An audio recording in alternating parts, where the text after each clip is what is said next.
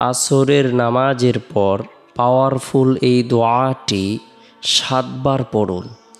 জীবনের সকল গুনাহ মাফ হবে, জান্নাত নসিব হবে, ভাগ্য খুলে যাবে, দুশ্চিন্তা, পেরেশানি, হতাশা, দুর্দশা দূর হবে, গায়েবী সাহায্য আসবে। আসরের নামাজের পরবর্তী যে সময় রয়েছে, এই সময়টি আল্লাহ তাআলার কাছে অনেক পছন্দনীয় একটি সময়, বরকতপূর্ণ একটি সময়, মাহাত্ম্যপূর্ণ একটি সময়, তাৎপর্যপূর্ণ একটি সময়। এই সময় আমরা প্রত্যেকেই ফরজ নামাজ সম্পূর্ণ করার পর গুনাহ মাফের উদ্দেশ্যে তওবার নিয়তে 7 বার ইস্তিগফারের আমল করব। আস্তাগফিরুল্লাহ রব্বি মিন কুল্লি যামবি ওয়া আতুবু ইলাইহি।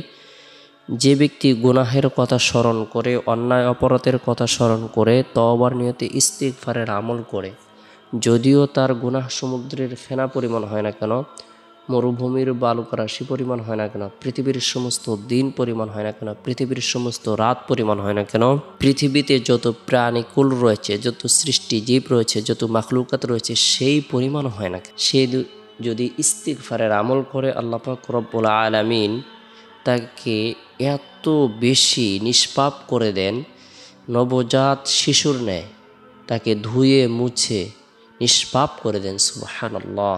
আল্লাহ পাক রব্বুল আলামিন তার অন্তরটাকে আলোকিত করে দেন, হায়াতের মধ্যে, রিজিকের মধ্যে বরকত দান করেন। গুরুত্ব সহকারে আসরের নামাজ সম্পূর্ণ করার পর 7 বার ইস্তিগফারের আমল করব। এরপরে নবী সাল্লাল্লাহু আলাইহি সাল্লামের প্রতি মহব্বত রেখে, ভালোবাসা রেখে দুরুদের আমল করব 7 বার। ছোট্ট দুরুদ হলো সাল্লাল্লাহু আলাইহি সাল্লাম। উত্তম দুরুদ হলো দুরুদে ইব্রাহিম, যে দুরুদটি আমরা নামাজের পর পড়ে থাকি। উত্তম দুরুদ হলো দুরুদে ইব্রাহিম, যে দুরুদটি আমরা নামাজের মধ্যে পড়ে থাকি, সেটি হলো উত্তম দুরুদ শরীফ।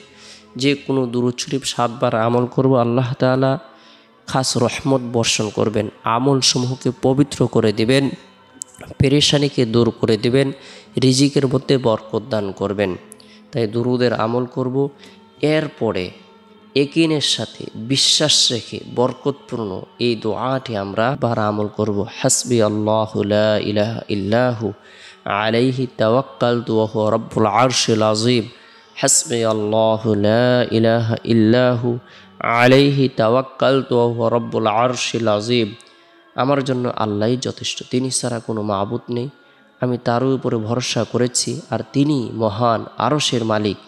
সূরা তাওবা আয়াত নং 129।